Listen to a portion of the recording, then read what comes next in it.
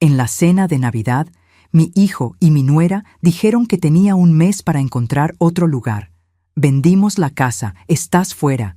Se fueron dejándome sola. 6 meses después, mi hijo me escribió. ¿Por qué sigues ahí? Me reí. Ellos no tenían ni idea de quién compró la casa. La noche del 24 de diciembre, mientras servía el último plato de bacalao a la vizcaína que había preparado desde las 5 de la mañana, mi hijo Rodrigo dejó caer las palabras que destruirían todo lo que yo conocía como familia. Mamá, vendimos la casa. Tienes un mes para irte. El tenedor se me resbaló de las manos. Cayó sobre el plato de cerámica blanca con un sonido que aún escucho en mis pesadillas. Miré a Rodrigo, luego a Vanessa. Ella ni siquiera me miraba. Sus ojos recorrían el comedor como si estuviera calculando cuánto valdría cada mueble en una venta de garaje. ¿Cómo que vendieron? Mi voz salió quebrada. Esta es mi casa. Rodrigo se limpió la boca con la servilleta bordada que yo misma había cosido hace 30 años. Ya lo hablamos hace tiempo, mamá. Necesitamos el dinero. Los compradores quieren la propiedad vacía para febrero. Si esta historia te está removiendo algo por dentro, suscríbete al canal, porque lo que viene, nadie lo vio venir.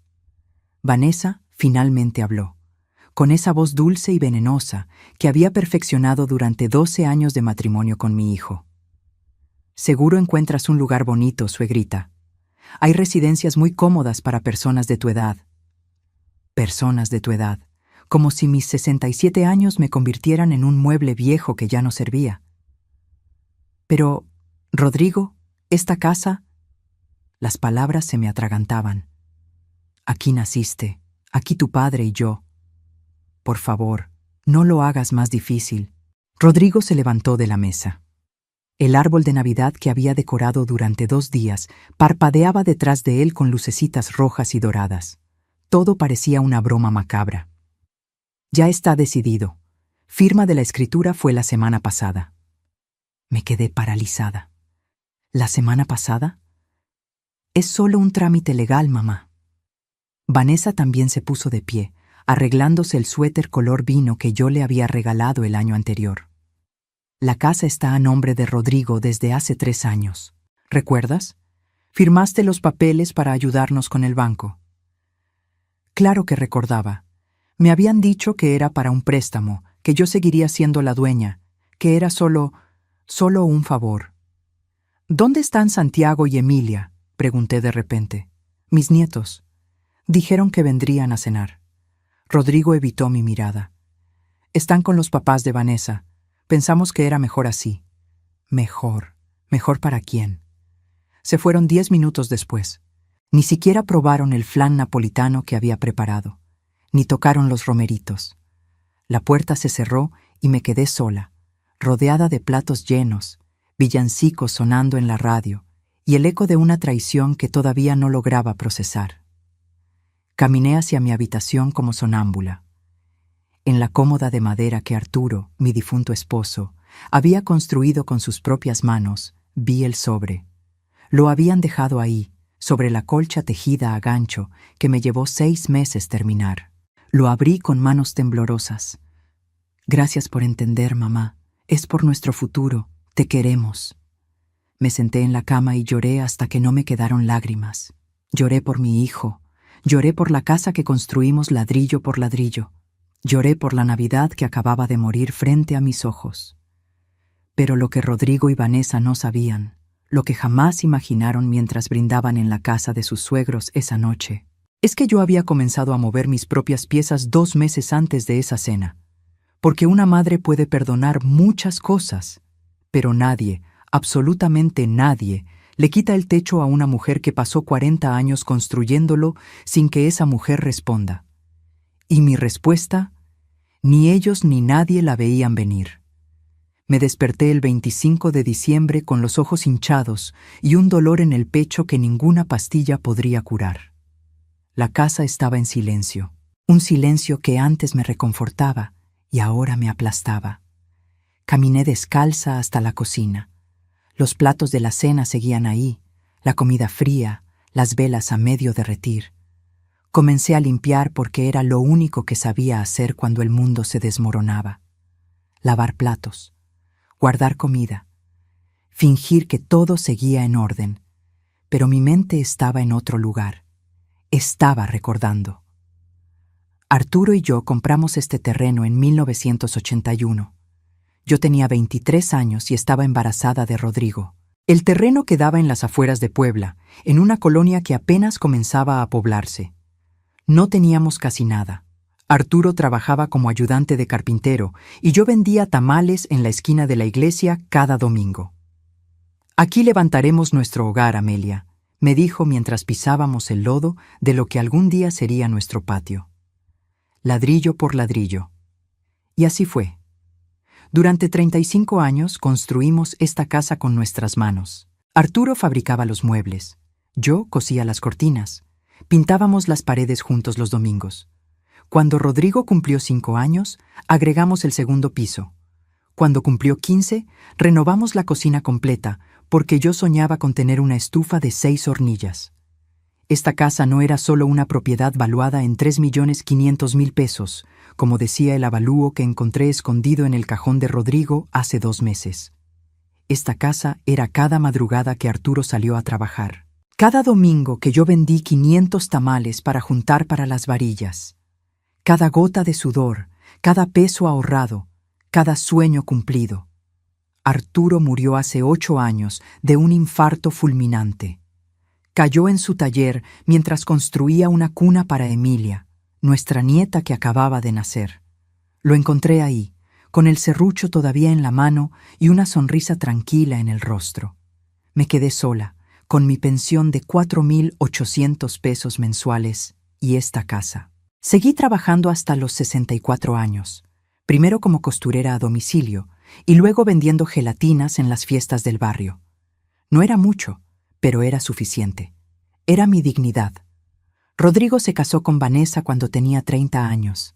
Desde el principio, mi comadre Leonor me advirtió: «Esa muchacha mide tu casa con los ojos, Amelia. No te mira a ti, mira tus paredes». Pero yo no quise escuchar. Era la mujer que mi hijo amaba. Yo solo quería que fuera feliz. Qué tonta fui. Abrí el cajón donde guardo mis documentos importantes. Ahí estaba, la escritura que firmé hace 3 años. Rodrigo había llegado llorando, con Vanessa a su lado. «Mamá, el banco nos niega el crédito para nuestra casa nueva. Dicen que tu propiedad afecta nuestro perfil crediticio. Si pones la casa a mi nombre, solo como trámite, podremos calificar. Tú seguirás viviendo aquí siempre, mamá. Es solo un papel». Lo creí. Firmé. Y con esa firma le entregué 40 años de mi vida. Pero esa mañana de Navidad, mientras guardaba los platos y limpiaba las lágrimas, tomé una decisión. Si iba a perder mi casa, no sería como una víctima indefensa. Sería bajo mis propios términos. Y ellos todavía no sabían con quién estaban jugando. 2 meses antes de esa Navidad maldita, algo cambió en mí. Fue un martes por la tarde. Estaba regando las plantas del patio cuando escuché voces que venían de la sala. Rodrigo había venido a recoger unas herramientas del taller de su padre y había dejado su celular sobre la mesa. Vanessa estaba hablando. Su voz atravesaba la ventana abierta como un cuchillo. «Ya encontramos comprador, amor. 3.200.000. Podemos cerrar en diciembre». Me quedé paralizada con la manguera en la mano. «¿Estás segura de que mamá no sospecha nada?». Era la voz de otra mujer al teléfono. Se escuchaba en altavoz. Vanessa se rió, esa risa que yo había escuchado 1000 veces en las comidas familiares, pero que ahora sonaba diferente. Vacía. «Por favor, la vieja no entiende nada de papeles. Firmó todo lo que le pusimos enfrente hace 3 años. Cree que todavía es su casa». El agua seguía saliendo de la manguera, empapando mis zapatos, pero no podía moverme.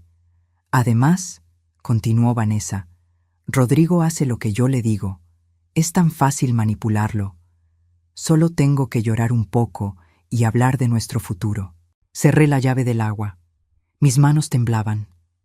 Entré a la casa por la puerta trasera, en silencio, y subí a mi habitación. Rodrigo se fue media hora después sin siquiera despedirse. Esa noche no pude dormir. Reviví los últimos 3 años como si viera una película donde finalmente entiendes quién es el villano. Las visitas que se fueron espaciando. Antes venían cada domingo a comer. Luego cada 15 días. Después, una vez al mes. Los últimos 6 meses, apenas 3 veces. Los nietos. Santiago y Emilia dejaron de visitarme hace más de 1 año. Cada vez que preguntaba por ellos, Vanessa tenía una excusa. Están con tareas. Tienen fútbol. Se durmieron temprano. Las humillaciones pequeñas que yo ignoraba porque quería mantener la paz. Vanessa entrando a mi casa y diciendo, «¡Ay, suegra! Este sillón ya está muy gastado. Deberías renovar». O peor, «Aquí huele como a casa de ancianos. ¿No puedes usar ambientador?». Una vez, hace 1 año, preparé mole para toda la familia. Me tardé 2 días. Rodrigo canceló 3 horas antes por mensaje. «Perdón, ma, surgió algo. Otro día». La comida se quedó ahí, en la mesa, esperando bocas que nunca llegaron. Pero lo peor fue cuando descubrí, husmeando en Facebook una tarde de insomnio, las fotos. Vanessa había subido imágenes de nuestra casa nueva en construcción. Una residencia moderna en una privada del norte de la ciudad. Comentarios de sus amigas. «¡Qué hermosa! ¡Lo lograron!». Yo le había dado 850,000 pesos de préstamo para el enganche de esa casa hace 2 años. «Solo por un tiempo, mamá, te lo devolvemos en 6 meses». Nunca vi un solo peso de regreso. Me senté frente a la computadora vieja que Santiago me había regalado hace años y comencé a investigar. Busqué en Google. ¿Qué pasa si alguien vende una casa que está a su nombre pero donde vive otra persona? La respuesta me heló la sangre. Si la casa estaba legalmente a nombre de Rodrigo, él podía venderla. Yo no tenía ningún derecho, a menos que... Seguí buscando. Y lo que encontré esa madrugada cambió todo. Porque resulta que una madre traicionada puede convertirse en la mejor estratega cuando ya no le queda nada que perder. La mañana siguiente fui al registro público de la propiedad. Era un edificio gris en el centro de Puebla, lleno de gente cargando folders amarillos y caras de cansancio. Me sentí pequeña ahí, una viejita más entre tanta burocracia, pero no me iba a dar por vencida. «Buenos días», le dije a la señorita del mostrador. «Necesito consultar una escritura». Me pidió datos. Se los di todos. Esperé 2 horas en una silla de plástico verde mientras revisaban archivos. Cuando finalmente me entregaron los documentos, mis peores sospechas se confirmaron. La casa estaba a nombre de Rodrigo Méndez Ortega desde hacía exactamente 3 años y 2 meses. Transferencia de propiedad. Yo aparecía como donante. Como si regalar 40 años de mi vida fuera equivalente a dar limosna. Salí de ahí con las piernas temblorosas. Me senté en una banca del parque cercano y lloré entre las palomas. Una señora que vendía elotes se acercó. «¿Está bien, señora?» «Sí», mentí. «Solo estoy cansada». Pero no estaba cansada. Estaba furiosa. Y esa furia, por primera vez en mi vida, no la iba a tragar. Recordé algo que Arturo siempre decía mientras construía muebles.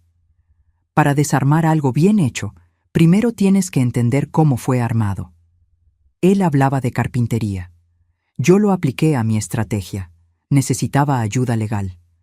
Fui al DIF, donde dan asesoría gratuita para adultos mayores. El abogado, un muchacho joven llamado Ernesto, revisó mis papeles. «Señora Amelia», me dijo con voz suave pero honesta, «legalmente usted no tiene ningún derecho sobre esa propiedad. La donación fue válida. Su hijo puede venderla cuando quiera». «¿Aunque yo viva ahí?» «Aunque usted viva ahí, él podría incluso iniciar un juicio de desalojo». Sentí que el mundo se me venía encima, pero Ernesto continuó. «Sin embargo, si el comprador acepta un contrato de arrendamiento previo o si hay algún acuerdo legal antes de la venta que establezca su derecho de permanencia», ahí estaba, un resquicio, una posibilidad. Salí de esa oficina con un plan todavía borroso, pero con algo que había perdido: esperanza. Luego fui a ver a don Esteban, el notario que había sido amigo cercano de Arturo. Tenía 82 años, pero la mente más lúcida que he conocido. Le conté todo, cada detalle, cada traición. Don Esteban se quitó los lentes y me miró fijamente. Amelia, lo que tu hijo hizo es moralmente reprobable, pero legalmente válido. Sin embargo, una pausa larga. Si pudieras encontrar un comprador dispuesto a respetar tu permanencia, alguien de confianza que entienda la situación. ¿Cómo quién?, pregunté. No tengo dinero para comprar mi propia casa. ¿Y tu sobrino Leonardo? El que vive en Monterrey. Leonardo, el hijo de mi hermana fallecida. Lo crié como propio durante 5 años cuando ella murió. Él tenía 35 años ahora, era ingeniero en sistemas, ganaba bien. Siempre me llamaba en mi cumpleaños. Siempre preguntaba cómo estaba. ¿Crees que él? Llámalo, dijo don Esteban. Cuéntale la verdad. Y si acepta, yo puedo estructurar un contrato que proteja tu derecho a vivir ahí, legalmente, irrefutablemente. Esa noche marqué el número de Leonardo. Contestó al tercer tono. Tía Amelia, qué gusto escucharte. Y entonces, por primera vez, le conté a alguien toda la verdad. Lo que no sabía es que esa llamada no solo salvaría mi casa, salvaría mi dignidad y destruiría las ilusiones de 2 personas que creyeron que podían jugar conmigo sin consecuencias. Leonardo llegó a Puebla 3 días después de mi llamada. No avisó a nadie. Llegó directamente a mi casa un sábado por la mañana, con un maletín negro y la determinación en los ojos que heredó de su madre, mi hermana Elena. Tía, esto es indignante, fue lo primero que dijo después de abrazarme. Rodrigo fue como mi hermano. ¿Cómo pudo hacerte esto? Preparé café de olla. Nos sentamos en la cocina donde tantas veces lo había visto hacer la tarea de niño, y armamos el plan. Leonardo ganaría bien en Monterrey. Tenía ahorros. Pero comprar una casa de 3.200.000 pesos no era algo que pudiera hacer solo de la noche a la mañana. Necesitábamos ser inteligentes.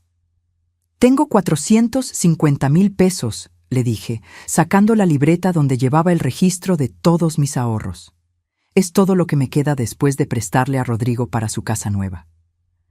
Leonardo apretó la mandíbula. Ese dinero nunca fue préstamo, fue robo. Tenía razón, pero el pasado no importaba ahora. Solo importaba el siguiente movimiento. Don Esteban se unió a la reunión esa tarde. Entre los 3 estructuramos la estrategia. Leonardo crearía una empresa. Inversiones del Norte S.A.D.C.V. Una compañía fantasma, legal, pero imposible de rastrear hasta él. Al menos no de inmediato. Mis 450.000 pesos serían el enganche. Leonardo conseguiría un crédito empresarial por el resto. Después, con tiempo, yo le devolvería todo vendiendo las pocas joyas de oro que tenía, algunos muebles, lo que fuera necesario. Pero primero teníamos que ganarles el juego. El truco, explicó don Esteban mientras redactaba el borrador, es incluir una cláusula de arrendamiento preexistente. El comprador acepta la propiedad con la arrendataria actual. Eso te da derecho legal de permanecer. ¿Y si Rodrigo no acepta ese término? Don Esteban sonrió con picardía. Lo ocultaremos en la letra pequeña. Entre tanto tecnicismo legal, ni siquiera se darán cuenta. Además, si están desesperados por cerrar la venta antes de fin de año por razones fiscales... Exacto. La codicia los haría descuidados. Leonardo se encargó de contactar a Rodrigo. Lo hizo a través de un intermediario, un agente inmobiliario que trabajaba con su empresa. Hay un comprador interesado. Pago de contado. Cierre rápido. Pero la oferta es de 3.200.000, no los 3.500.000 que piden. Rodrigo mordió el anzuelo de inmediato. Las siguientes semanas fueron una obra de teatro perfecta. Leonardo negociaba a distancia. Yo fingía no saber nada. Rodrigo y Vanessa venían ocasionalmente a la casa, midiendo, fotografiando, probablemente planeando cómo gastarían el dinero. Una tarde, Vanessa entró a mi habitación sin tocar. «Suegra, cuando te vayas, ¿puedo quedarme con el ropero antiguo? Es que combinaría perfecto con mi nueva sala». El ropero que Arturo había construido para nuestra boda, que había barnizado 3 veces hasta dejarlo perfecto, que tenía nuestras iniciales talladas en la parte trasera. Claro, mija, le dije con una sonrisa. Llévate lo que quieras. Su cara de satisfacción me dio náuseas, pero aguanté. El 15 de diciembre firmaron la escritura en la notaría de don Esteban. Leonardo no estuvo presente, mandó un representante legal. Rodrigo y Vanessa firmaron cada página casi sin leer. Sus ojos brillaban. 3.200.000 pesos. Suficiente para terminar su casa nueva y todavía les sobraría para un auto. Don Esteban les extendió el cheque. Ellos lo tomaron como si fuera un boleto de lotería premiado. Por cierto, dijo don Esteban casualmente mientras guardaba los documentos, la cláusula 7.3 establece respeto al contrato de arrendamiento actual, trámite estándar. Rodrigo apenas asintió. Vanessa ya estaba calculando gastos en su celular. Salieron de ahí millonarios. Y yo me quedé en mi silla, viéndolos irse, sabiendo algo que ellos todavía no sabían, que acababan de venderme mi propia casa, y que el verdadero juego apenas comenzaba. Después de la cena de Navidad, después de que se fueron dejándome entre los platos sucios y las promesas rotas, caí en un pozo oscuro que no sabía que existía dentro de mí. 3 días estuve sin probar alimento, solo café negro y agua. Me la pasaba en la cama, abrazando la almohada de Arturo que todavía guardaba su olor después de 8 años. O tal vez era mi imaginación.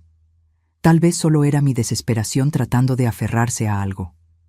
En el buró estaba el álbum de fotos. Lo abrí con manos temblorosas. Rodrigo a los 3 meses, envuelto en una cobija tejida que me regaló mi suegra. Rodrigo a los 5 años, con su uniforme nuevo del kinder, sonriéndome como si yo fuera su heroína. Rodrigo a los 15, graduándose de secundaria con mención honorífica. Yo a su lado, orgullosa, con mi vestido de flores que había comprado especialmente para esa ocasión.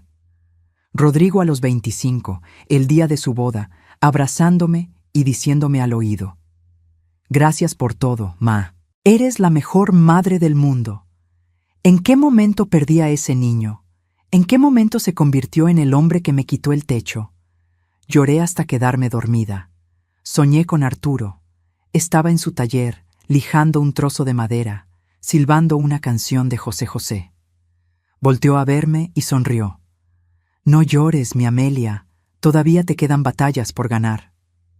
Desperté sobresaltada. Eran las 3 de la mañana. La casa crujía con esos sonidos nocturnos que conocía de memoria.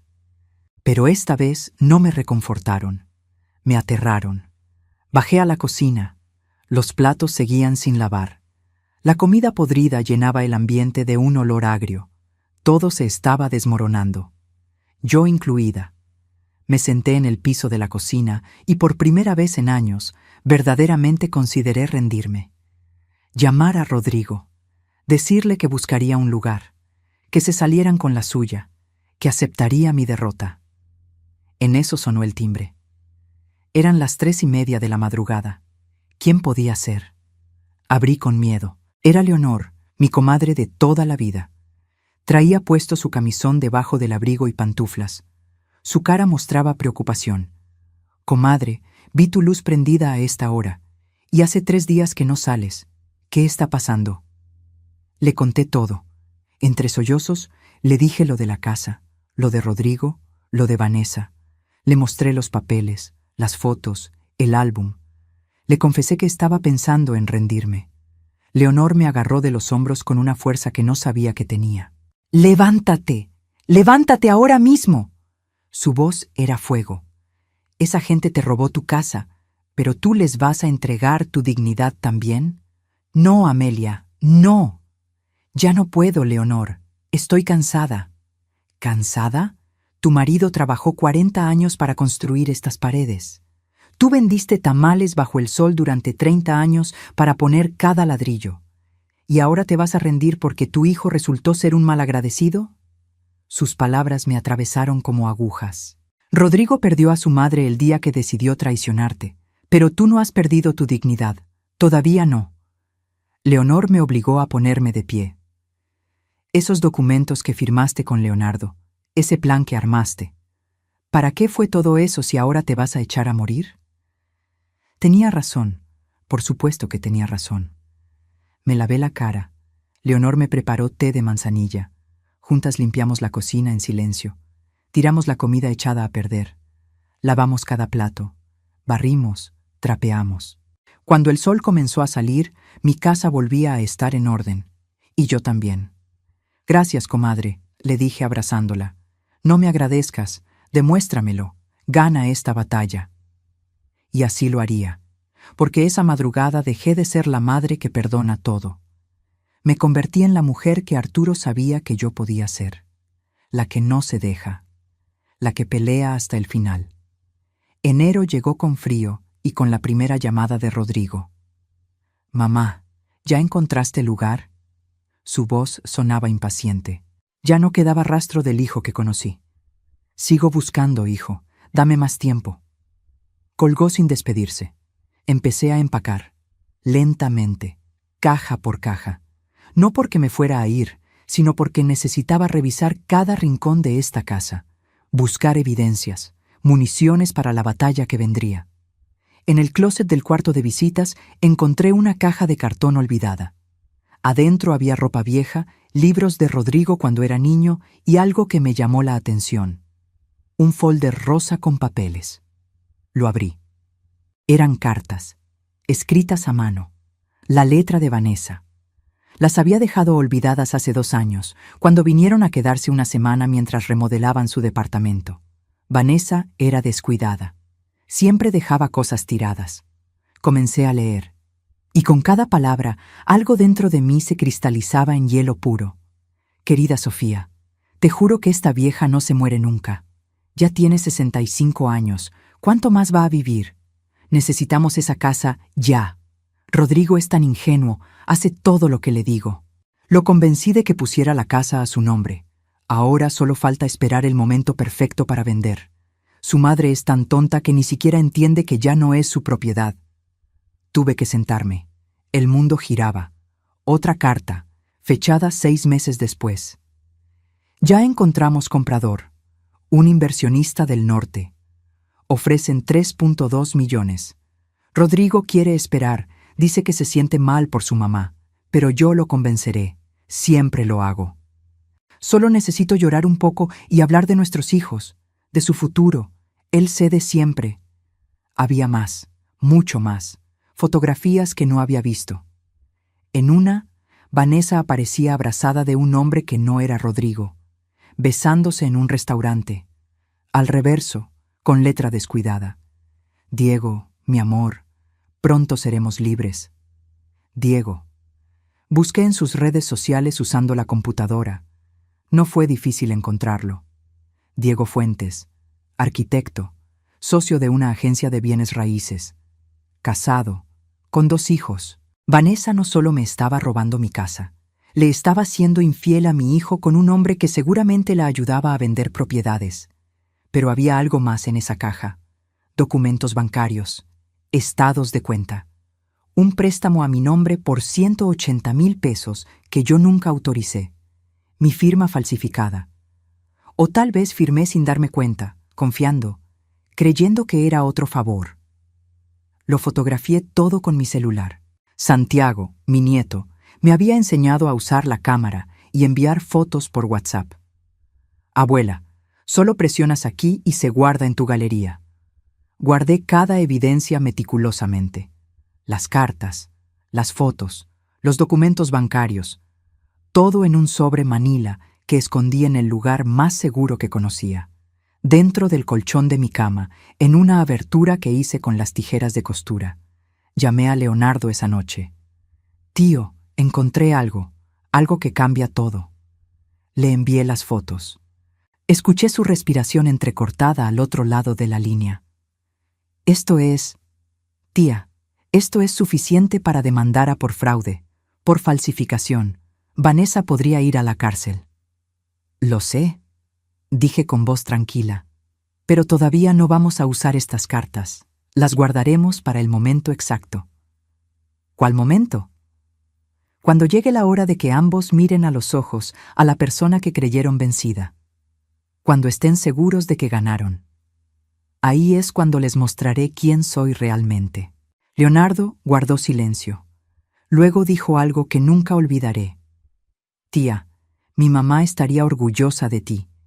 Y sé que el tío Arturo también lo está. Colgué y me quedé sentada en la oscuridad de mi habitación. Las pruebas estaban guardadas. El plan estaba en marcha.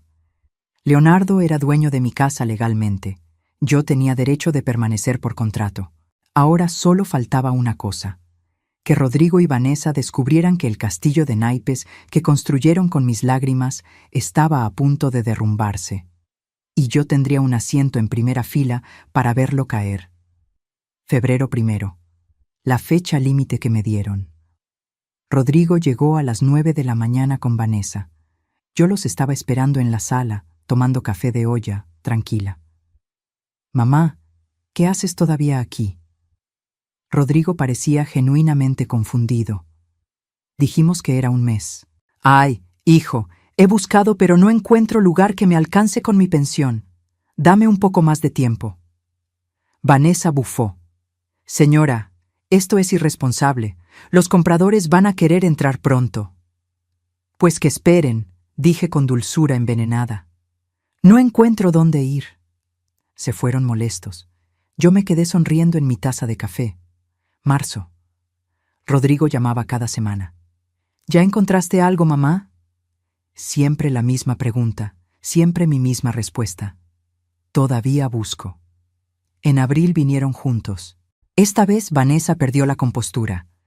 ¡Ya basta! ¡Esto es ridículo! ¡Tiene 2 meses de retraso!, gritaba en mi sala, con su dedo señalándome. ¡No puede seguir aquí! ¡Esta casa ya no es suya! Rodrigo trataba de calmarla. Vanessa, por favor. No. Tu madre nos está saboteando. ¿No lo ves? La empresa del norte está preguntando por qué no pueden tomar posesión. Nos pueden demandar. Yo permanecí sentada, tejiendo un suéter para Emilia. Ni siquiera levanté la vista. Pueden demandar lo que quieran. Yo todavía no encuentro dónde irme. Vanessa estaba roja de furia. Eres una egoísta, una vieja egoísta que solo piensa en ella. Esas palabras deberían haberme dolido. Hace meses me hubieran destrozado, pero ahora solo me daban risa por dentro, porque ella no sabía. Ninguno de los dos sabía. Mija, dije finalmente, levantando la vista de mi tejido, esta es mi casa. Llevo 40 años aquí. No me iré hasta que esté lista. Se fueron azotando la puerta. Escuché a Vanessa gritándole a Rodrigo en la calle. «Tu madre está loca. Haz algo». Mayo llegó con calor y con la desesperación de ellos creciendo como hierba mala. Rodrigo vino solo un martes por la tarde. Se veía demacrado, ojeras, había perdido peso. «Mamá, por favor», casi suplicaba. «Los del norte están presionando. Dicen que si no entregas la casa pronto, nos demandarán por incumplimiento. Podríamos perder el dinero». Ah, ahí estaba, el miedo. «¿Y dónde quieres que vaya, Rodrigo?» Mi voz era acero envuelto en terciopelo. ¿A la calle? ¿A un asilo? ¿Eso quieres para tu madre? No, pero, mamá, ya pasaron 4 meses. Algo tenías que haber encontrado. Pues no encontré. ¿Y si los compradores tienen problema? Que vengan a hablar conmigo. Rodrigo se pasó las manos por el cabello. No puedes hacer esto. Legalmente. ¿Legalmente qué, hijo? Lo miré directo a los ojos. ¿Me vas a sacar a la fuerza? ¿Vas a traer policías para desalojar a tu madre? Hazlo. Quiero ver si tienes estómago para tanto. Se fue sin decir nada más, pero vi algo en sus ojos, tal vez un atisbo de culpa, tal vez solo era mi imaginación. Los días pasaban y yo mantenía mi rutina. Regaba las plantas, limpiaba la casa, cocinaba para mí. Leonor venía a visitarme cada tarde y nos reíamos de la situación. «Comadre, los tienes vueltos locos», decía entre risas. «Esa es la idea». Leonardo me llamaba cada semana. «Tía, ¿estás segura de seguir con esto? Puedo presionarlos desde mi lado como comprador». «Todavía no. Deja que se desesperen más. Cuando estén al borde del colapso, ahí apareces tú». Era un juego de ajedrez, y yo había aprendido que la paciencia era mi mejor arma. Una tarde de finales de mayo, vi a Vanessa parada frente a mi casa. Estaba sola. Solo miraba las paredes. La vi sacar su celular y tomar fotos. Luego se fue. Esa noche no pude dormir pensando en su cara. Había desesperación. Pero también había algo más. Cálculo. Ella estaba planeando algo. 2 días después, el 20 de mayo, Rodrigo mandó un mensaje por WhatsApp. «Mamá, los compradores están muy molestos. Por favor, necesito que te vayas esta semana». No respondí. Pasaron 3 días. El 24 de junio, exactamente 6 meses después de esa Navidad maldita, llegó el mensaje que estaba esperando. «¿Por qué sigues ahí? La empresa nos está presionando. Mamá, nos vas a meter en problemas. ¡Ya basta!». Y yo, sentada en la sala de mi casa, me reí, porque ellos no tenían idea de quién había comprado la propiedad, ni lo que estaba por venir. El mensaje de Rodrigo llegó a las 10 de la mañana. Lo leí 3 veces. Cada palabra destilaba desesperación. «Mamá, necesito que vengas a nuestra casa mañana. Tenemos que hablar en serio. Esto ya no puede seguir así. Los compradores están furiosos». Media hora después, Vanessa también escribió. Primera vez que me contactaba directamente en meses. «Señora Amelia, esto ya es ridículo. Nos puede meter en problemas legales serios. Por favor, tenga consideración». Consideración. Qué palabra tan interesante viniendo de la mujer que planeó robarme todo. Tomé mi celular y llamé a Leonardo. «Tío, llegó el momento. Ven a Puebla mañana, a las 4 de la tarde. Trae a don Esteban contigo». «¿Estás lista, tía?». Me miré en el espejo del recibidor. Vi a una mujer de 67 años con canas que ya no teñía, arrugas que contaban historias, ojos que habían llorado ríos, pero que ahora brillaban con determinación. «Más que lista», le respondí a Rodrigo. «No voy a ir a tu casa. Si quieres hablar, ven a la casa mañana a las 4 de la tarde. Los espero». Hubo un silencio largo. Luego, «Ok». Esa noche no pude dormir. No por miedo, por anticipación. Abrí mi closet y saqué mi blusa bordada color marfil, la que Arturo me había regalado en nuestro aniversario número 30. Me la probé. Todavía me quedaba perfecta. Preparé café. Limpié la casa hasta que brilló. Puse flores frescas en la mesa del comedor. Saqué las tazas de porcelana con flores naranjas que solo usábamos en ocasiones especiales. Esta lo era. Leonor llegó a las 2 de la tarde. «Comadre, ¿necesitas que me quede?». «No, pero gracias. Esto lo tengo que hacer sola». Me abrazó fuerte. «Tu Arturo te está cuidando desde arriba y está orgulloso». Leonardo y don Esteban llegaron a las 3:30. Traían un portafolio negro lleno de documentos. Los hice pasar. Les serví café. Revisamos cada detalle del plan una última vez. «¿Estás segura de querer hacerlo así, Amelia?», preguntó don Esteban. «Va a doler, para todos».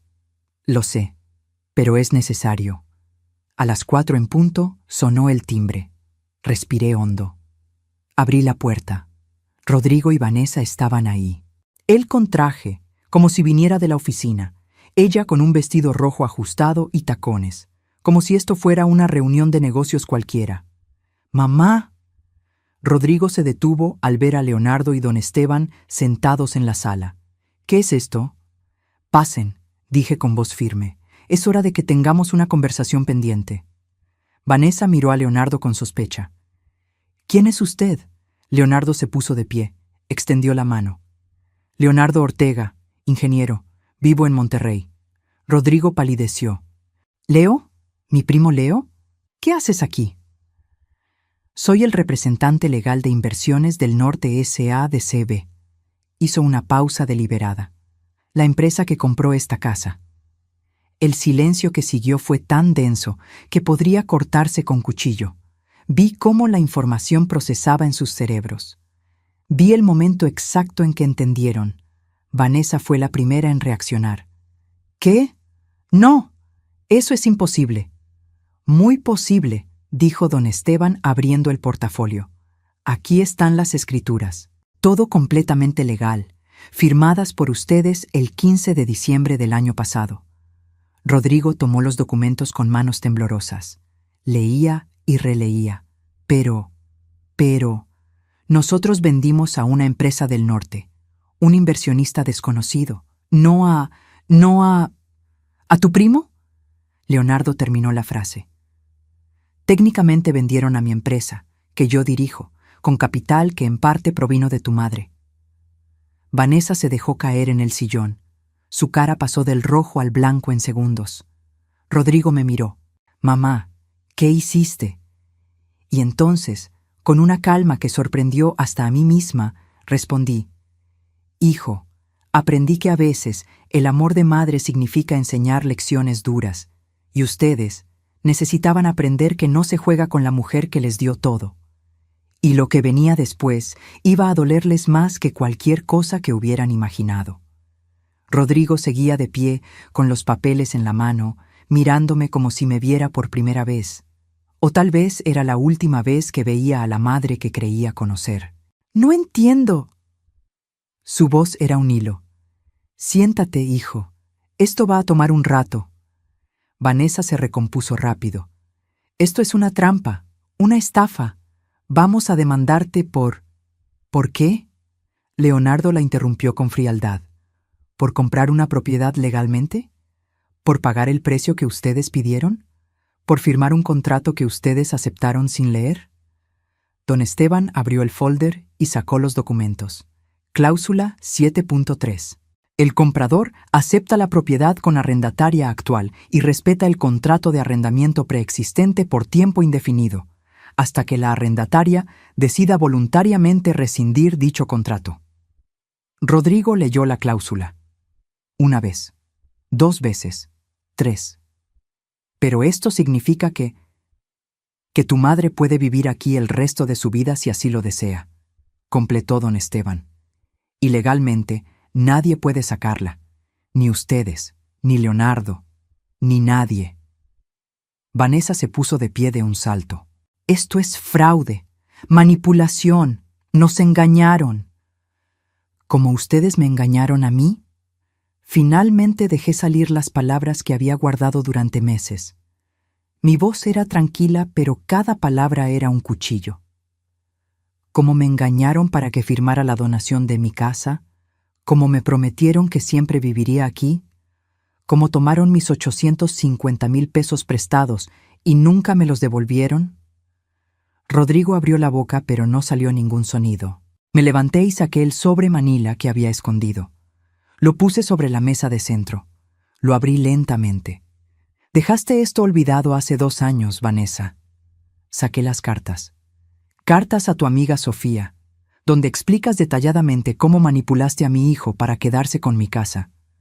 Le extendí una. Ella no la tomó. La leí en voz alta. Esta vieja no se muere nunca. Necesitamos esa casa ya. Rodrigo hace todo lo que le digo. Mi voz se quebró un segundo, solo un segundo. Luego continué. Su madre es tan tonta que ni siquiera entiende que ya no es su propiedad. Rodrigo volteó a ver a Vanessa. ¿Qué es esto? Ella negó con la cabeza. Yo no... Eso es sacado de contexto. Saqué más papeles. Aquí está el préstamo por 180,000 pesos. A mi nombre, con mi firma, que yo nunca autoricé conscientemente. Mamá, eso fue para ayudarnos con... ¿Con qué, Rodrigo? ¿Con su casa nueva? ¿La que construyeron mientras yo comía frijoles para estirar mi pensión? Las lágrimas comenzaban a picar, pero las contuve. Trabajé hasta los 64 años para mantener esta casa. Tu padre murió construyendo una cuna para tu hija. Y ustedes decidieron que todo eso no valía nada. Saqué las fotografías. Vanessa palideció.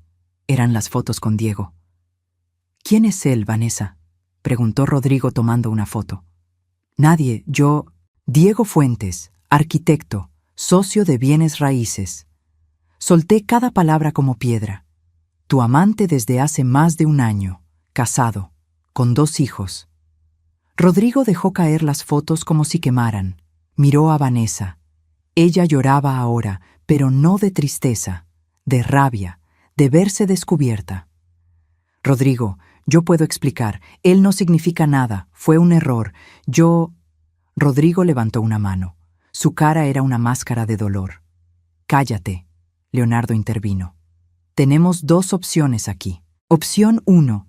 Presentamos cargos por fraude de identidad, falsificación de documentos y apropiación indebida. Vanessa podría enfrentar entre 3 a 8 años de prisión. Vanessa sollozó más fuerte. Opción 2, continué yo. Aceptan mis términos. ¿Qué términos? Rodrigo apenas podía hablar. Don Esteban sacó otro documento. Ustedes recuperarán la propiedad, pero bajo estas condiciones. 1. Devolverán los 180,000 pesos del préstamo fraudulento en 12 pagos mensuales. 2. Pagarán a Leonardo 3,500,000 pesos por la propiedad, 300,000 más de lo que pagaron. «¡Eso es imposible!», chilló Vanessa. «No tenemos ese dinero. Tendrán que conseguirlo. Vendan su casa nueva, pidan un préstamo. No me importa». Mi voz era hielo. 3. Yo viviré en esta casa 3 años más, sin pagar renta, sin que nadie me moleste. 4. Santiago y Emilia me visitarán cada domingo, sin falta. Rodrigo tenía lágrimas en los ojos. «Mamá, no me digas mamá». Las palabras salieron más duras de lo que pretendía. «Esa señora murió en Navidad. La que está frente a ti es la mujer que aprendió a defenderse». Leonardo añadió: «Si no aceptan estos términos en las próximas 24 horas, procederemos legalmente.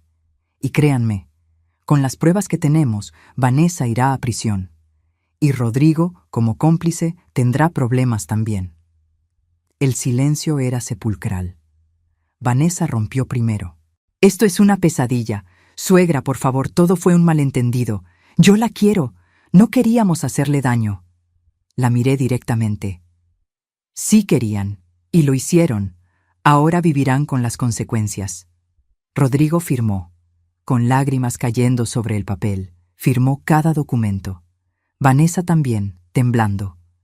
Cuando terminaron, don Esteban recogió los papeles. «Tienen hasta mañana para depositar el primer pago del préstamo, 15,000 pesos». Se levantaron para irse. Rodrigo volteó antes de salir. «Mamá, lo siento, de verdad lo siento». Lo vi salir. Vi cómo cargaba el peso de sus decisiones en los hombros, y aunque parte de mí quería abrazarlo, otra parte, la parte que había aprendido a sobrevivir, simplemente cerró la puerta. Porque algunas disculpas llegan demasiado tarde, y algunas lecciones solo se aprenden a través del dolor. Cuando la puerta se cerró detrás de ellos, mis piernas finalmente cedieron. Leonardo me agarró antes de que cayera al piso. «Tía, ¿estás bien?» No estaba bien. Estaba exhausta. Temblaba. Había sostenido tanta fuerza durante tanto tiempo que ahora que todo había salido, mi cuerpo simplemente se rendía. Don Esteban me sirvió un vaso con agua. Leonor, que había estado esperando en la cocina durante toda la reunión, salió corriendo y me abrazó. «Ya pasó, comadre. Ya pasó». Pero no había pasado. Apenas comenzaba. Leonardo se quedó esa noche. Leonor también. Ninguno quería dejarme sola. Cenamos sopa de fideos que Leonor preparó. Nadie habló mucho. No había mucho que decir. Al día siguiente, a las 10 de la mañana, sonó mi celular. Era una notificación bancaria. Transferencia recibida, 15,000 pesos, de Rodrigo Méndez. Leonardo revisó su cuenta. «Tía, también depositaron el primer pago del precio de la casa, 29,000 pesos». Estaban cumpliendo. Por miedo o por arrepentimiento, estaban cumpliendo. Los días siguientes fueron extraños. Mi casa se sentía diferente. Más mía que nunca, pero también más vacía. Seguí mi rutina. Regaba las plantas, limpiaba, cocinaba. Leonor venía cada tarde a tomar café. «¿Cómo te sientes, comadre?» «No lo sé. Victoria no se siente como pensé que se sentiría». Una semana después del enfrentamiento, un sábado por la mañana, sonó el timbre. Era Rodrigo, solo. Se veía demacrado, peor que la última vez. «¿Puedo pasar?» Lo dudé. Luego abrí la puerta. Se sentó en el sillón donde se sentó 1000 veces de niño, donde hacía tarea, donde veía caricaturas. Vanessa y yo nos separamos, dijo sin preámbulo. No respondí. Ella se fue con Diego. Resultó que él también la engañaba, con otras 3 mujeres. Sonrió amargamente. Irónico, ¿no? Silencio. Los niños están conmigo, están confundidos. No entienden por qué su mamá se fue. No entienden por qué ya no vivimos en la casa nueva. Se pasó las manos por la cara. Tuve que venderla, mamá, para pagar lo que te debo, para pagar a Leonardo. No me digas mamá. Lo siento tanto. Lloró, un hombre de 42 años llorando como niño. Perdí todo, mi esposa, mi casa, mi dignidad, y lo peor es que lo merezco. Algo dentro de mí se movió. No era perdón, todavía no, pero era algo. ¿Por qué lo hiciste, Rodrigo? ¿En qué momento dejé de ser tu madre y me convertí en un obstáculo? Nunca fuiste un obstáculo, yo me dejé manipular. Vanessa era tan convincente. Decía que necesitábamos asegurar nuestro futuro, que tú estarías bien, que era solo un papel. Levantó la vista. Pero yo sí sabía, mamá. En el fondo, yo sí sabía que estaba mal, y lo hice de todas formas. Esa honestidad brutal dolía más que las mentiras. ¿Y los niños? ¿Cómo están? Preguntan por ti, todos los días. Les dije que podían venir este domingo. Tú también puedes venir, cada domingo, como dice el contrato. ¿De verdad? No era perdón. Era una puerta entreabierta, una posibilidad. Tal vez. Se fue media hora después. Yo me quedé en la sala, mirando las paredes que tanto había peleado por conservar. Arturo tenía un dicho: la venganza es un plato que se sirve frío, pero el perdón es un camino que se recorre despacio. Yo estaba en algún punto intermedio. Había ganado mi casa, había recuperado mi dignidad, pero el costo había sido alto. Mi relación con mi hijo estaba rota. Tal vez se podría reparar, tal vez no. Esa noche, antes de dormir, saqué una caja del closet. Era la caja donde guardaba las cosas de Arturo, su reloj, sus herramientas, una foto nuestra del día de nuestra boda, tan jóvenes, tan llenos de esperanza. Lo hice, amor, le susurré a la foto. Defendí lo nuestro, pero me siento vacía. El reloj que dejó sonaba cada hora, como siempre, constante, recordándome que el tiempo seguía avanzando y que ahora, con mi casa asegurada y mi dignidad intacta, tenía que decidir qué hacer con el tiempo que me quedaba. Si lo llenaría de rencor o si le daría una oportunidad a la redención de mi hijo. Esa decisión aún no la había tomado, pero al menos ahora era mía decisión. Los domingos se convirtieron en mi nueva rutina. Cada semana, a las 11 de la mañana, llegaban Santiago y Emilia. Rodrigo los traía y se quedaba también, silencioso, casi invisible. El primer domingo fue incómodo. Los niños entraron como si pisaran cristales rotos. Abuela. Santiago, que ahora tenía 13 años y era casi tan alto como su padre, me abrazó con fuerza. Te extrañé mucho. Emilia, de 10 años, se quedó atrás. Papá dice que ustedes tuvieron problemas.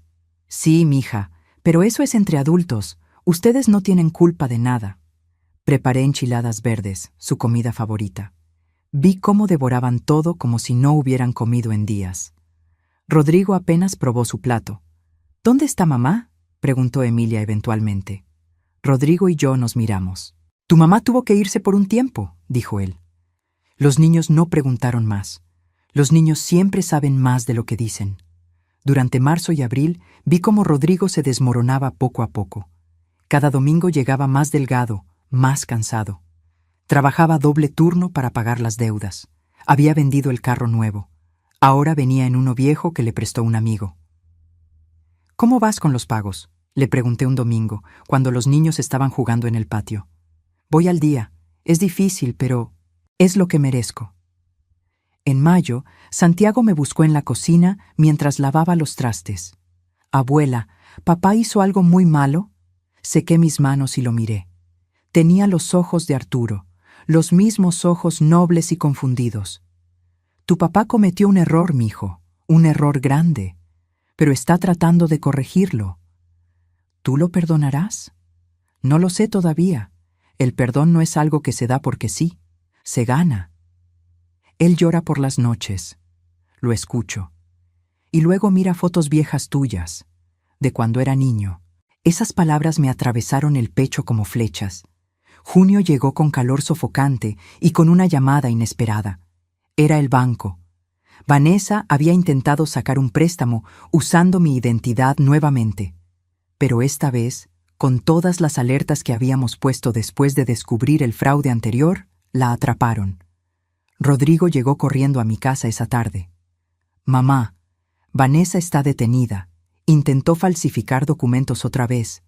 La pueden procesar. Que la procesen. Ya no es mi problema, ni tuyo. Pero los niños están mejor sin ella. Y lo sabes. Tenía razón y lo sabía. Vanessa salió bajo fianza 2 días después y desapareció. Nadie volvió a saber de ella. Rodrigo recibió los papeles de divorcio un mes después. Para Julio, algo había cambiado en Rodrigo. Seguía viniendo cada domingo, pero ahora traía cosas. Un domingo arregló la llave del fregadero que goteaba. Otro domingo podó el jardín completo. Otro pintó la reja del frente que estaba oxidada. No tienes que hacer esto, le dije. Lo sé, pero quiero hacerlo. Una tarde de agosto, mientras Santiago y Emilia veían televisión, Rodrigo y yo nos sentamos en el patio. El mismo patio donde Arturo y yo soñábamos con el futuro hace décadas. He estado yendo a terapia, dijo de repente, 2 veces por semana, con un psicólogo. ¿Sí? Me di cuenta de que nunca procesé la muerte de papá, y me dejé manipular por Vanessa porque estaba buscando llenar un vacío. No es excusa, pero es la razón. Lo escuché sin interrumpir. También me di cuenta de que te tomé por sentado toda mi vida. Asumí que siempre estarías ahí sin importar cómo te tratara. Asumí que tu amor era infinito e inquebrantable. Se limpió una lágrima. Y cuando casi te pierdo por mi propia culpa, entendí que hasta el amor de madre tiene límites. Y que yo crucé todos. Sí, los cruzaste. ¿Algún día podrás perdonarme? No te pido que sea mañana o el próximo año, pero ¿algún día? Miré el cielo. Las mismas nubes que miraba con Arturo. El mismo sol que nos vio construir esta casa, ladrillo por ladrillo. El perdón no borra lo que pasó, Rodrigo. No devuelve los 6 meses que me dejaste sola después de destrozarme en Navidad. No borra las noches que lloré pensando que mi único hijo me odiaba. Lo sé. Pero hice una pausa. Puedo darte la oportunidad de ser mejor. No para mí, para ti, para tus hijos. Sus hombros temblaron. Gracias. No merezco ni siquiera eso. Tienes razón. No lo mereces. Pero yo no soy como tú. Yo no abandono a mi familia, incluso cuando me lastiman. Esa fue la primera vez que lo vi realmente entender el peso de lo que había hecho. Y la primera vez que yo entendí que tal vez, solo tal vez, la justicia no siempre tiene que ser amarga. A veces puede mezclarse con una pizca de esperanza. Diciembre llegó otra vez. 1 año exacto desde aquella Navidad que partió mi vida en 2. Esta vez, cuando abrí los ojos el 24 de diciembre, no sentí el mismo pánico. La casa seguía siendo mía. Mi cama seguía siendo mía. Mi futuro seguía siendo mío. Me levanté temprano y empecé a cocinar. No el festín de año pasado, algo más sencillo, más real. Arroz con pollo, ensalada y flan, suficiente para 4 personas. A las 5 de la tarde sonó el timbre. Era Rodrigo con Santiago y Emilia. Los niños traían un pastel que habían decorado ellos mismos. Decía, «Te amamos, abuela», con letras torcidas de betún. Nos tardamos 3 horas haciéndolo, dijo Santiago orgulloso. Es el pastel más hermoso que he visto, dije sinceramente. Cenamos en silencio al principio. Luego Emilia empezó a contar historias de la escuela. Santiago habló de su equipo de básquetbol. La conversación fluyó como agua después de una sequía larga. Después de la cena, Rodrigo me ayudó a lavar los platos, como lo hacía cuando era niño. «Mamá», dijo mientras secaba una taza, «sé que dijiste que no me llamaras así, pero ¿puedo intentarlo otra vez? ¿Puedo intentar ser tu hijo otra vez?» Lo miré. Vi al hombre de 42 años que había cometido errores terribles, pero también vi al niño de 5 años que me decía «te amo» antes de dormir. Vi 30 años de recuerdos entre esos dos momentos. «Puedes intentarlo», dije finalmente. «No prometo nada, pero puedes intentarlo». Se le llenaron los ojos de lágrimas. «Es todo lo que pido». Esa noche, cuando se fueron, no me sentí vacía como el año anterior. Me sentí en paz, no completa. Tal vez nunca volvería a sentirme completa como antes, pero en paz. Enero pasó, febrero, marzo. Los domingos seguían siendo sagrados. Rodrigo nunca faltaba. Seguía pagando sus deudas religiosamente. Había vendido todo lo que tenía de valor para cumplir con Leonardo. En abril me enteré de que había empezado a trabajar en un proyecto comunitario, ayudando a adultos mayores con trámites legales. «Para que nadie más pase por lo que tú pasaste», me explicó. No era suficiente para borrar lo que hizo, pero era algo. En mayo, Leonardo vino de visita. Nos sentamos los tres en la sala, Rodrigo, Leonardo y yo. «Tía, Rodrigo ha cumplido con todos sus pagos. Ya solo le faltan 8 meses». Rodrigo asintió, exhausto pero cumplidor. «He estado pensando», continuó Leonardo, «que cuando termine de pagar, en diciembre, yo le devolveré la propiedad, pero con una condición, que redacten una escritura donde tú, tía, mantengas el derecho de permanencia de por vida, legal, inamovible, sin importar quién sea el dueño». «Leonardo, no tienes que», empezó Rodrigo. «Sí tengo que, porque mi tía me salvó cuando mi madre murió, y porque es lo correcto». Rodrigo lloró, otra vez. Parecía que ese año había llorado más que en toda su vida. En junio, algo inesperado pasó. Santiago, mi nieto, ganó un concurso de escritura en la escuela. El tema, la persona que más admiro. Escribió sobre mí. «Mi abuela es la mujer más fuerte que conozco. Cuando todos la abandonaron, ella se mantuvo de pie. Cuando le quitaron todo, ella peleó por recuperarlo. Y cuando podía vengarse, ella eligió dar otra oportunidad. Por eso la admiro, porque la fuerza real no está en nunca caer, está en levantarse cada vez que caes». Lloré leyendo ese texto. Lloré como no había llorado en meses. Los niños pasaban más tiempo conmigo ahora. Les enseñé a cocinar. Santiago aprendió a hacer tamales. Emilia aprendió a bordar. Les conté historias de su abuelo Arturo. Les enseñé lo que significa construir algo con las manos. Una tarde de julio, mientras regaba las plantas, Rodrigo llegó temprano. Traía algo en las manos. «¿Qué es eso?» «Documentos. De un abogado». Me dio miedo. «¿Qué documentos?» «Le he pedido al juez que oficialmente te nombre tutora legal de Santiago y Emilia en caso de que algo me pase, que esta casa sea su herencia garantizada, y que tú tengas control total de sus finanzas hasta que sean mayores de edad». Rodrigo: «Vanessa ya firmó la revocación de custodia. Ni siquiera peleó. Los niños son míos legalmente, y quiero que tú seas quien los proteja si yo no puedo. No va a pasar nada. Pero si pasa, quiero que estén seguros, con alguien que realmente los ama». Me miró a los ojos, con su abuela. Firmé los documentos con manos temblorosas. Octubre llegó con noticias. Leonardo había conocido a alguien, una muchacha de Monterrey. Iban a comprometerse. Me invitó a la boda para febrero del año siguiente. Y Rodrigo, mi hijo que me traicionó, que me destruyó, que me obligó a pelear por mi propia casa, me pidió si podía acompañarme a la boda. «Como tu hijo», dijo, «si todavía me consideras uno». «Todavía estoy trabajando en eso», le respondí honestamente. «Pero sí, puedes acompañarme.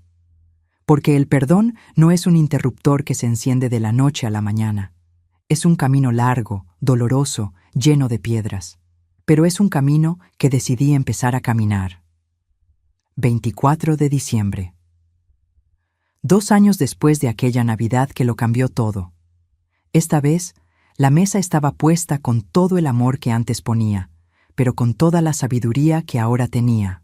No era la mesa de una mujer ingenua que confiaba ciegamente. Era la mesa de una mujer que había aprendido que el amor también debe protegerse a sí mismo. Rodrigo llegó con los niños a las 6 de la tarde. Santiago tenía 14 años ahora, casi un hombre. Emilia, 11, ayudó a poner la mesa sin que se lo pidiera. La cena fue sencilla: pavo horneado con mole, arroz rojo, ensalada y el ponche navideño que Arturo amaba. Las velas estaban encendidas. El árbol parpadeaba con las mismas lucecitas de siempre. Pero todo era diferente. «Abuela, ¿puedo decir algo?»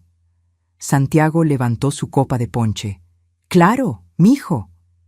Quiero brindar por ti, por enseñarnos que está bien poner límites, por mostrarnos que el amor no significa dejarse pisotear, y por darnos una segunda oportunidad a todos». Rodrigo agregó, con voz quebrada: «Por la mujer más valiente que conozco, que me enseñó la lección más dura de mi vida, y que aún así no me abandonó completamente». Emilia sonrió. «Por las mejores enchiladas del mundo, y por las historias del abuelo Arturo». Yo levanté mi copa. «Por esta familia rota que está aprendiendo a sanar, despacio, con grietas visibles, pero sanando». Brindamos. Durante la cena, Rodrigo sacó un sobre. «¿Qué es esto?» «Ábrelo». Adentro había un cheque. Por 180,000 pesos, el préstamo que sacaron a mi nombre hacía años. «Es el último pago, con intereses. Ya no te debo nada, mamá. Bueno, sí te debo. Te debo toda una vida. Pero económicamente estamos a mano». Guardé el cheque. «Lo voy a poner en una cuenta para los niños, para su universidad». «Gracias». Después de la cena, Rodrigo me ayudó a guardar todo mientras los niños veían una película en la sala. «Mamá, ¿puedo preguntarte algo?» «Dime». «¿Me has perdonado?» La pregunta colgó en el aire, la pregunta que había evitado responder durante 2 años. «No del todo», dije honestamente.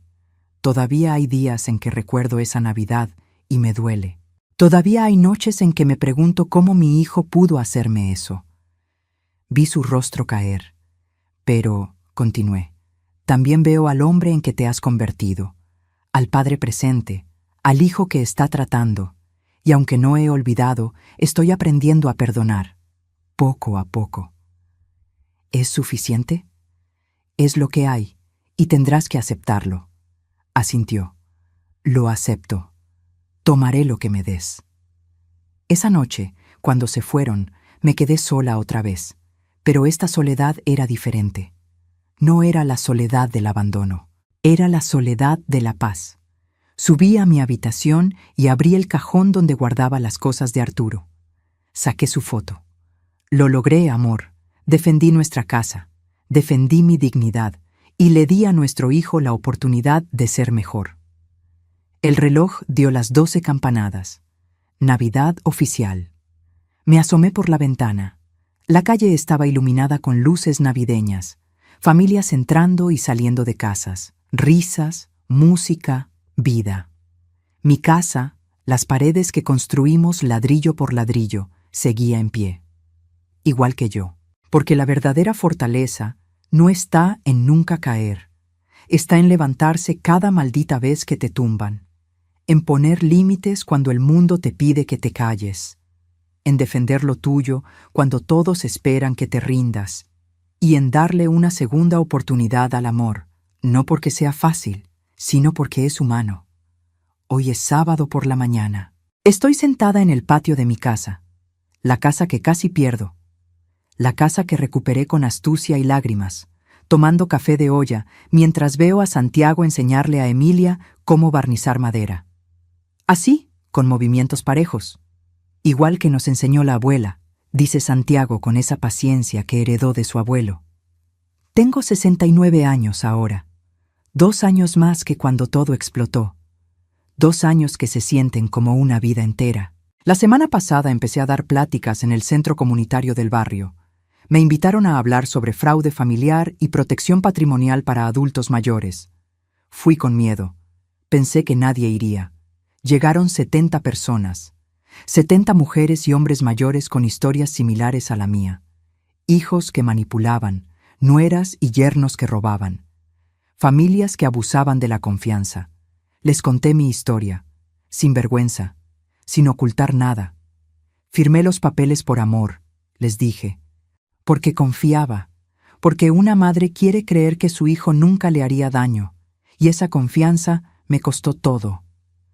Vi lágrimas en sus ojos, vi reconocimiento, pero también les digo esto, no están solos y no están indefensos.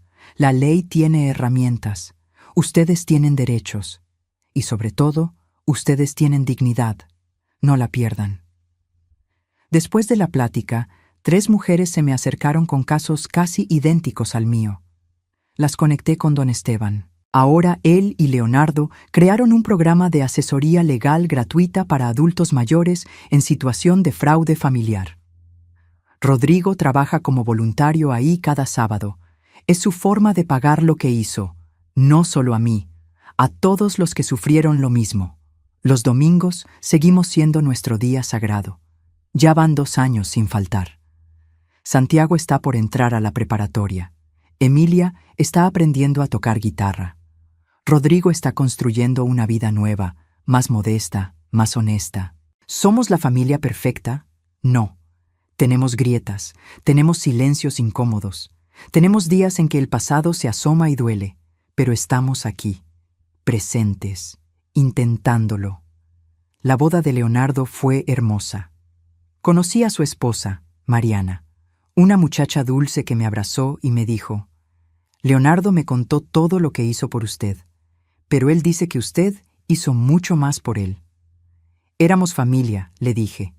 Eso es lo que la familia hace. Hace un mes, Rodrigo me preguntó si podría poner la casa a nombre de los nietos cuando yo ya no esté, con un fideicomiso que les impida venderla hasta que ambos tengan 30 años, para que tengan un lugar seguro siempre. Me parece bien, le dije, pero yo firmaré esos papeles, yo, nadie más. Por supuesto, mamá. Mamá. Ya me llama mamá otra vez, y ya no me duele tanto escucharlo. Esta mañana, mientras regaba las plantas del patio, encontré algo. Una mariposa monarca posada en las flores que sembré. Arturo siempre decía que las monarcas eran almas que volvían a visitarnos. ¿Eres tú, amor?, le pregunté a la mariposa. Voló en círculos alrededor de mi cabeza y luego se fue. Tal vez era él.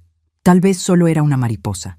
Pero me gusta pensar que me estaba diciendo que hice lo correcto, que está orgulloso de la mujer que aprendió a pelear, que está orgulloso de la madre que supo poner límites sin dejar de amar. Si mi historia tocó algo dentro de ti, si conoces a alguien que está pasando por algo similar, déjame un comentario.